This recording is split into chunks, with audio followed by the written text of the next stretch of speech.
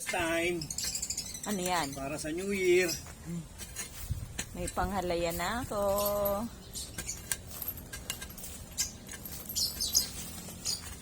Pumaibabaw siya. Nasa ilalim yun. Baka tamaanan. Ano na lang. Kasi baka tamaan eh. May panghalayan na tayo. Violet na violet pa naman. Ayun. Tapos ang liit lang pala niya. Malaki kaya yan, maliit. Ayun. Taon na to eh. Baka yan lang yan, sa ibabaw lang. Yan lang sa ibabaw lang. Ayan po. Ayan pa. Ay, ang laki. Oh, di ba tatamaan mo kanina? Ayan siya, guys. Oh, violet na violet. Ganda. Violet. Purple. Purple. In English mo lang eh. Oh, sinugatan mo na. Ayan oh. May sugat na siya. Buti kang laki. Ayan, ay. Nasobrahan mo naman ah. Laman na yun.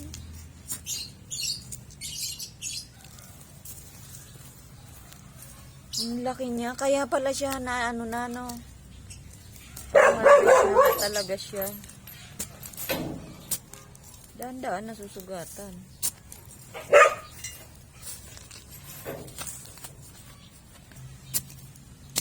Ang laki niya. Nakakatuwa. Malalim na yan. Nasugat na. Ah, diba? From Bicol to Bulacan. May ubi sa Bulacan. Char. Wala, nasugat na naman. Ang laki talaga. Ang lalim na. Muchi, oh. Ah, ang laki. Ang laki niya. Oh, diba? Grabe. Iba yung kulay noan. Iba ang kulay nung nasa Bicol siya. Iba rin ang naging ano niya. Grabe. Oh, diba?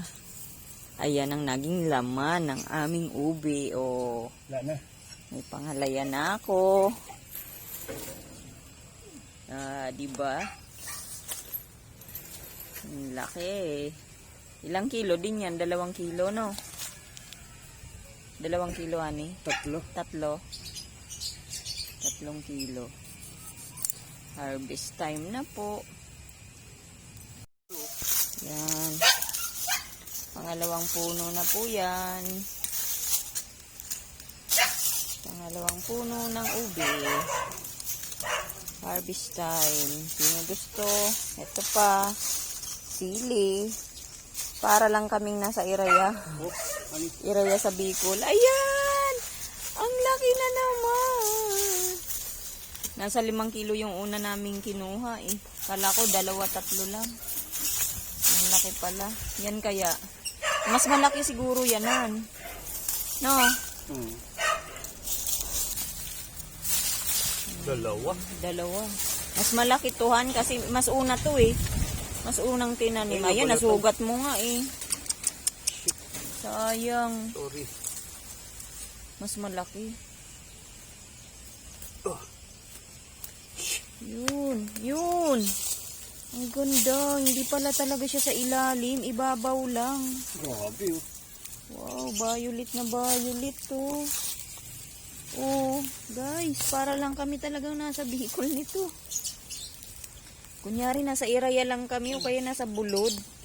Oh, di ba? Madamo, madahon. Oh, ayan. May sili pa kami. Sino gusto ng sili? Ika nga talaga, pag may tinanim, may aaniin talaga.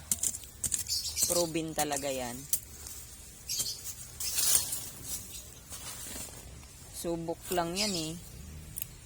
Hindi ko naman nga yan binaon. Inano lang yan. Sabi ko baka di naman unod. Ubi yan galing sa libonan eh. Oh, napunit na naman. Nasugatan. Ang laki niya. Ang laki. Nakakatuwa naman.